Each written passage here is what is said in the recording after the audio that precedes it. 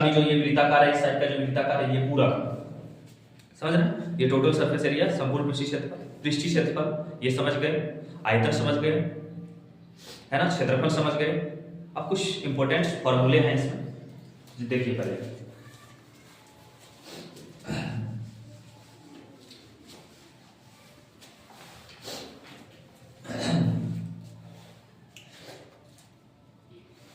सबसे पहले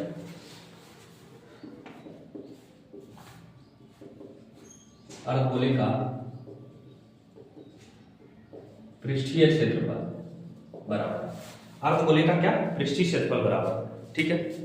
अर्धगोले का पृष्ठीय क्षेत्रफल क्या होता है, देखो गोला का पृष्ठीय क्षेत्रफल जो होता है 4 पाई आर स्क्वायर होता है, ठीक है। तो अर्धगोले का आधा तो 2 पाई आर स्क्वायर हो जाएगा इसका, ठीक है।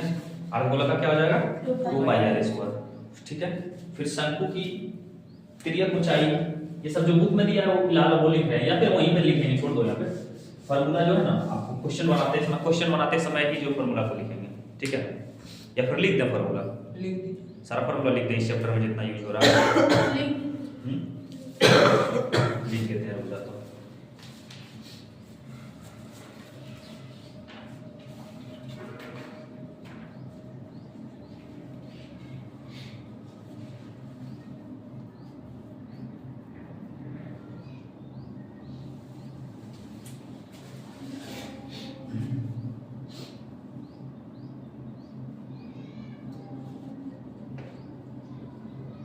बेलन का वक्र पृष्ठीय क्षेत्रफल क्या होता है, बेलन का वक्र पृष्ठीय क्षेत्रफल आता है आप लोग को, नहीं आता है?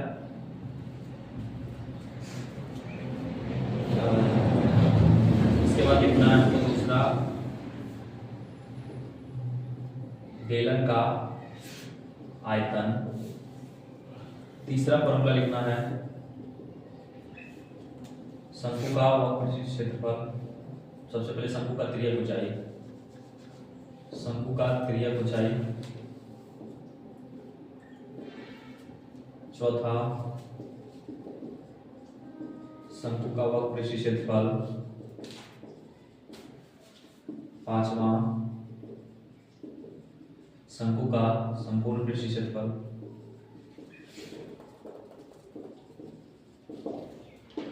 छठा शंकु का आयतन।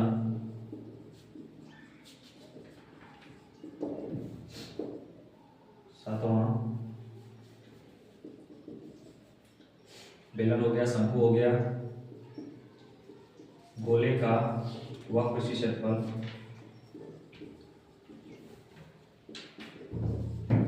गोले का संपूर्ण पृष्ठीय क्षेत्रफल,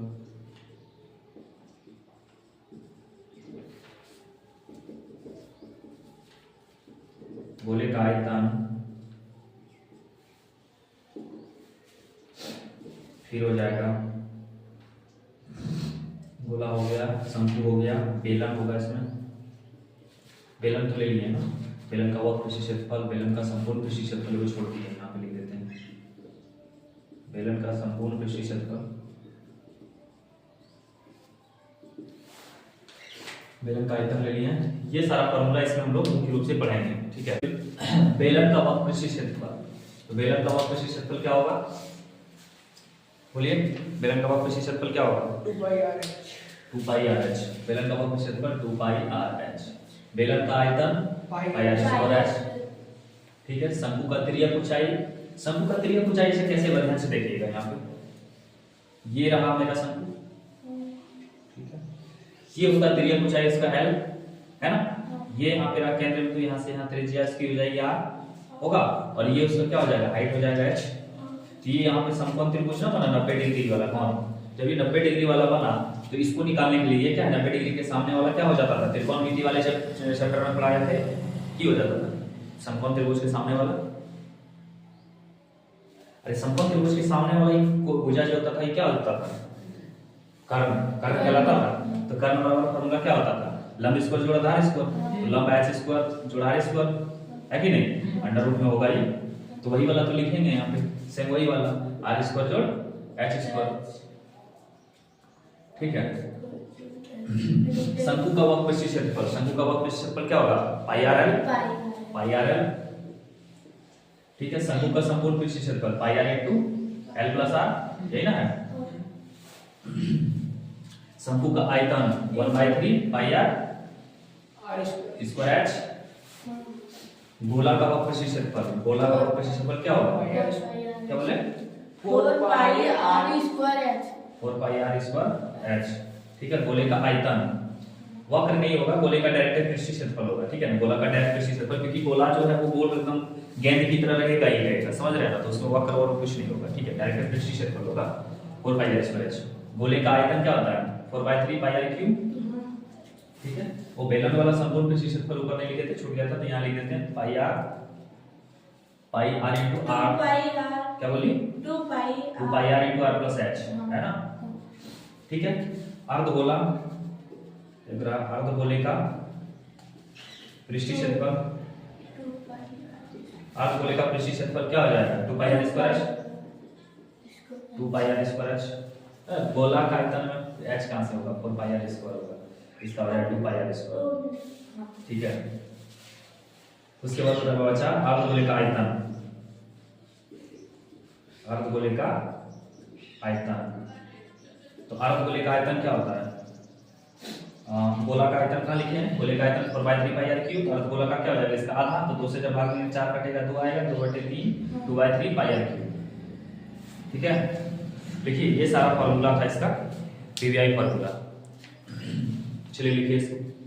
चलिए देखिए प्रश्नावली 13.1 का क्वेश्चन नंबर 1। क्वेश्चन क्या कह रहा है कि दो घनों जिनमें से प्रत्येक का आयतन 64 सेंटीमीटर क्यूब है के संलग्न फलकों को मिलाकर एक ठोस बनाया जाता है, इसे प्राप्त घनाभ का पृष्ठीय क्षेत्रफल ज्ञात कीजिए। ये ना पूछा है, उसका प्रत्येक घन का आयतन दिया है, हमें क्या निकालना है?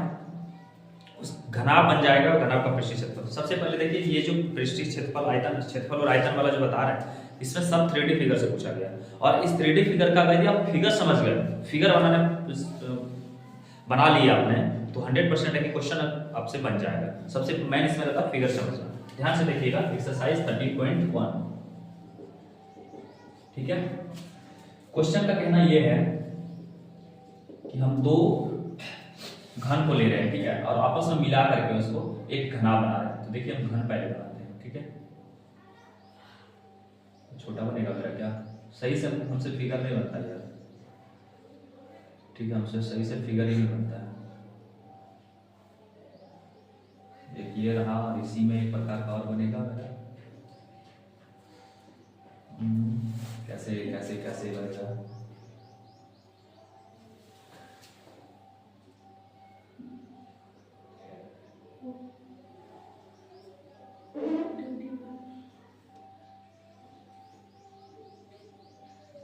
कुछ गड़बड़ रहा है ना?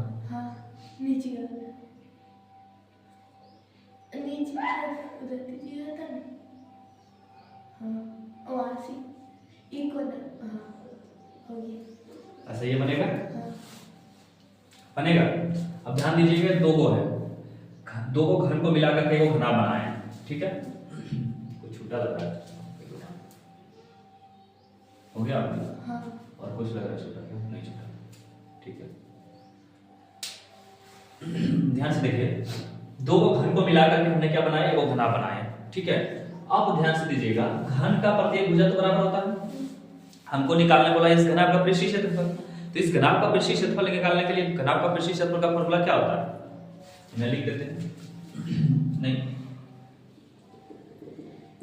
घनाभ का पृष्ठीय क्षेत्रफल बराबर होता है 2 × LB + BH + HL।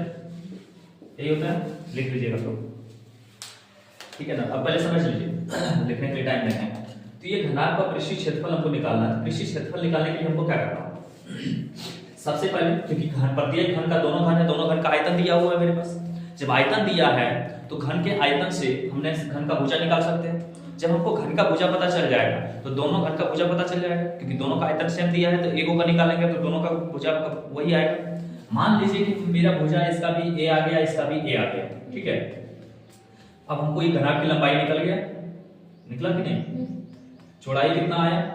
तो चौड़ाई जो घन का प्रत्येक भुजा बराबर, तो ये घने का भुजा है ना, तो चौड़ाई भी वही आएगा सेम। और ऊंचाई कितना आएगा h, h भी तो मेरा वही आएगा क्योंकि घर का सब भुजा बराबर है ना।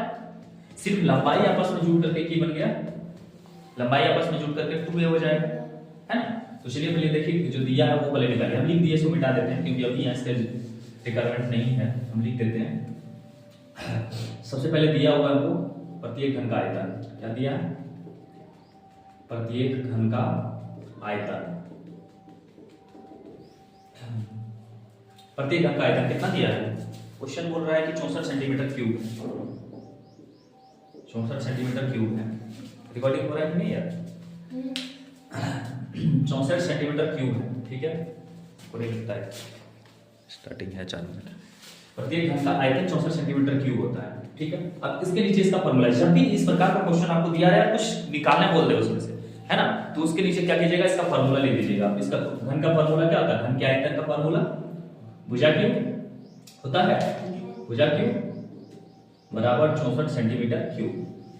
अब इधर से क्यूब रूट, हाँ इधर से क्यूब को हटाएंगे तो एगो भुजा निकालना आपको, इधर से क्यूब को हटाएंगे तो उधर क्या लगेगा क्यूब रूट लगेगा, किस पे 64 सेंटीमीटर क्यूब पे लगेगा है ना।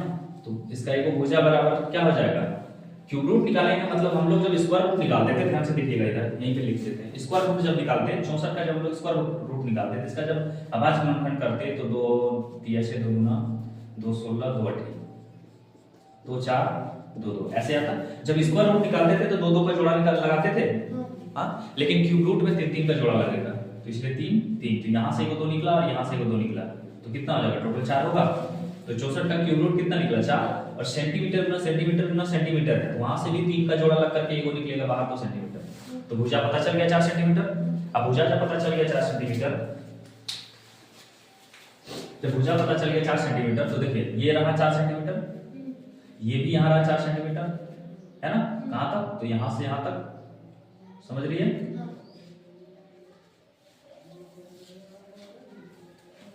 4 सेंटीमीटर, ये भी रहा 4 सेंटीमीटर क्योंकि ये सब भुजा तो घन का बराबर ही ना होगा, ये भी रहेगा 4 सेंटीमीटर रहेगा।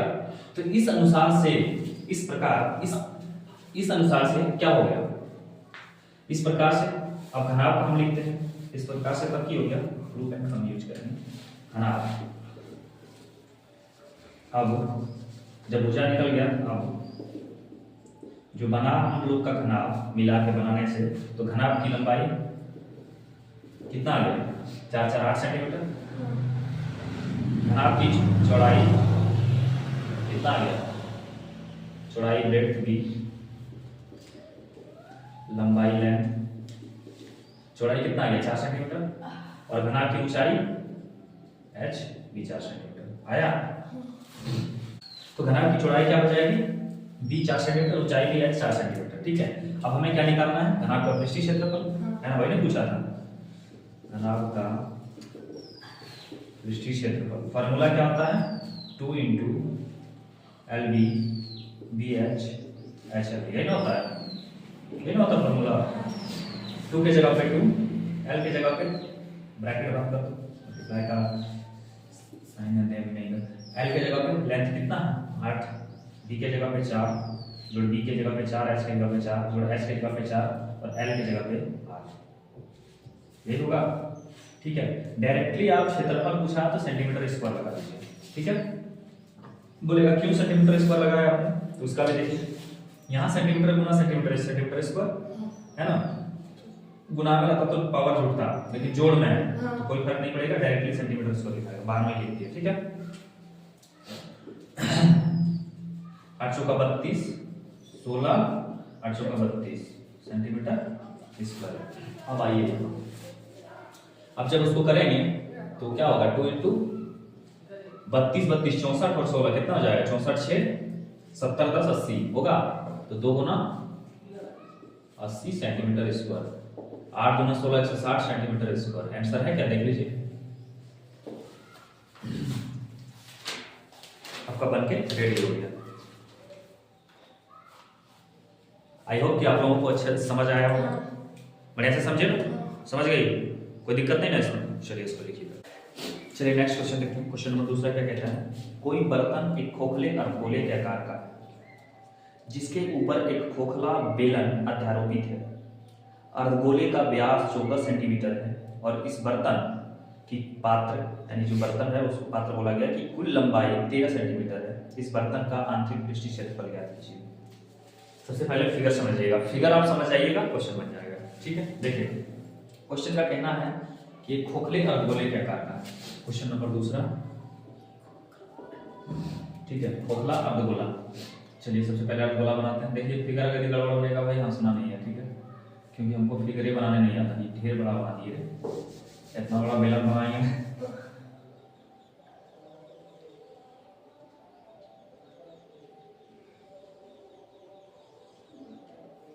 ठीक है, बना पाए, कटोरा जैसा ही बनता है अर्धगोला।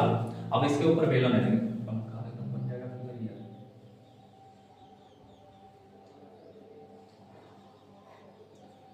जैसे बना, चलिए समझ जाइए आप, वही काफी है। ये बेलन इसके ऊपर है, ठीक है, समझ रहे हैं।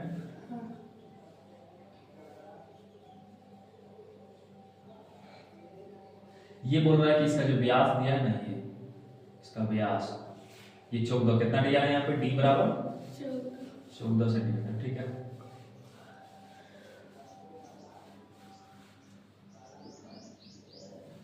ठीक है, और इसकी ऊंचाई बोल रहा है, पूरे पात्र की ऊंचाई कितना बोल रहा है, 13 सेंटीमीटर ना। हाँ, 13 ना बोल रहा है, 13 सेंटीमीटर पूरे पात्र की ऊंचाई बता रही है। ठीक है, अब ध्यान से सुनिए, इसका डी दिया हुआ है कितना, 14 सेंटीमीटर। ये अर्धगोला का दिया हुआ है, ध्यान से सुनिए। अब जब ये अर्धगोला और इसके ऊपर एक बेलन रखा हुआ है, तो जितना त्रिज्या अर्धगोला का उतना सेम त्रिज्या बेलन का है ना।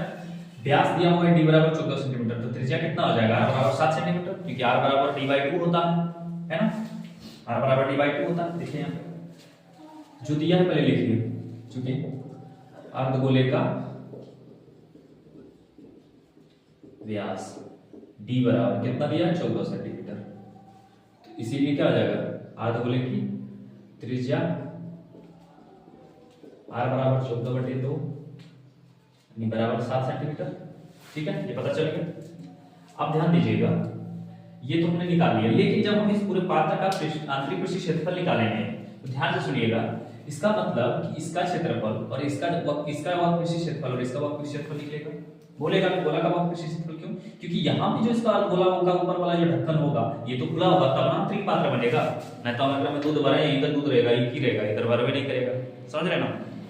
तो ये भी खुला रहेगा, इसका मतलब ये इसका भी वक्र क्षेत्रफल और इसका भी वक्र क्षेत्रफल दोनों जुटेगा, तब पूरे का आंतरिक क्षेत्रफल निकलेगा, है ना, क्योंकि ऊपर से ये भी खुला रहेगा, पर जब बर्तन है तो खुला ही होगा, है ना, समझ रही है, दोनों का वक्र क्षेत्रफल होगा। वक्र क्षेत्रफल निकालने के लिए, बेलन का वक्र क्षेत्रफल निकालने के लिए हमको क्या चाहिए, r चाहिए और h चाहिए, प्लस में गोले का निकालने के लिए हमको सिर्फ r चाहिए, तो r तो हमें पता हो गया। बट ये पूरे पात्र की लंबाई h जो दिया हुआ है, ये पूरे पात्र का लंबाई दिया हुआ है, बट हमको निकालना किसका है, बेलन का h चाहिए। तो अब ध्यान से सुनिएगा, यहां से यहां तक का कितना निकले, r कितना निकला, r यहां से यहां तक का कितना निकला, 7 सेंटीमीटर निकला।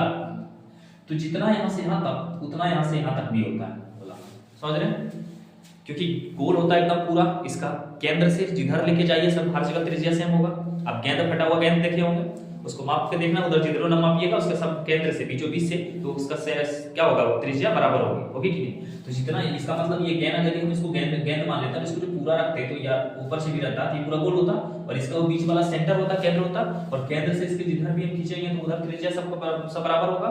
इसलिए यहाँ से यहाँ 7 सेंटीमीटर है, तो यहाँ से यहाँ भी 7 सेंटीमीटर होगा, और जब यहाँ से यहाँ तक की ऊंचाई 7 सेंटीमीटर है, तो इसका मतलब पूरा 13 था, यहाँ से यहाँ 7 है, तो यहाँ से यहाँ कितना, बेलन का कितना निकल गया, 6 सेंटीमीटर निकलेगा। हम इधर बाकी साइड में लिख देते हैं,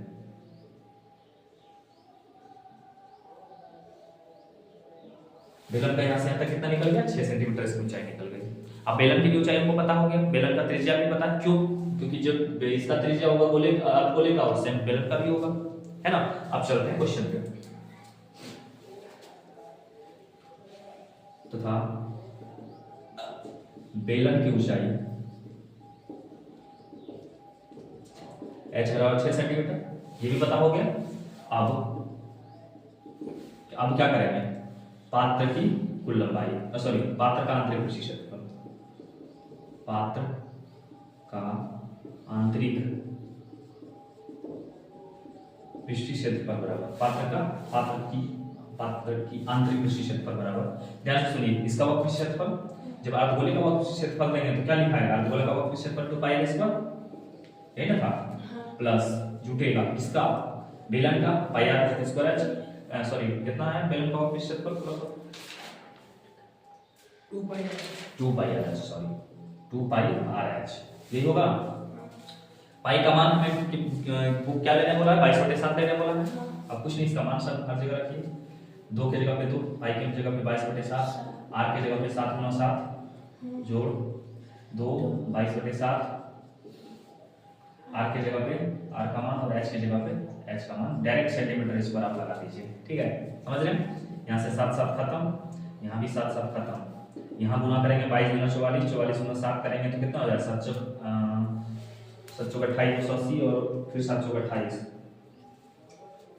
308, देख लो गुना करके, 7 चौक 28 7 चौक 308 होगा इसका, ठीक है, जोड़ 22 × 44 × 6 करेंगे कितना होगा, कितना 264 सेंटीमीटर स्क्वायर। जब इसको करेंगे तो हो जाएगा 8 4 12 के 2 6 और 1 7 3 2 5 572 सेंटीमीटर स्क्वायर, यही इसका आंसर था और कुछ नहीं। बट गया क्वेश्चन कुछ था, क्या था, जो भी इसमें हमको काम लगा, जो भी इसमें हमको कुछ भी लगा, वो सिर्फ इस फिगर पे दिमाग लगाना पड़ा, है ना। इस फिगर को हम समझ गए, ये सारा क्वेश्चन मेरा बन जाएगा, बस समझ रहे हैं। इसलिए आप लोग ज्यादा जोर दीजिएगा फिगर को समझने में, क्योंकि क्षेत्रफल आयतन वाला चैप्टर में मुख्य रूप से यदि जो फिगर को समझ गए और फिगर को बना पाए तो 100% आप क्वेश्चन को बना लीजिएगा, ठीक है। चलिए बताइए इसको।